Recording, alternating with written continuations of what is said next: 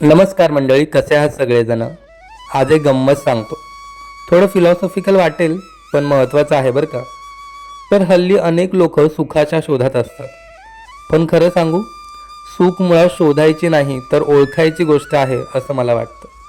म्हणजे बघा, मला माझं सुख माझ्या जोडीदाराबरोबर घालवलेल्या त्या 2 क्षणामध्ये सुद्धा दिसतं.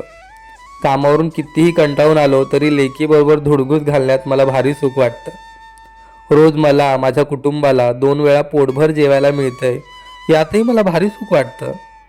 मंडळी, खरं तर आयुष्यात अजिबातच दुःख नाही असा माणूस आपल्याला शोधूनही सापडणार नाही. पण दुःखाला कुरवाळत बसलो तर आपलं आयुष्य कधी संपून गेलं हे आपल्याला कळायचं नाही. त्यामुळे वेळीच आपल्या आयुष्यातलं सुख ओळखा.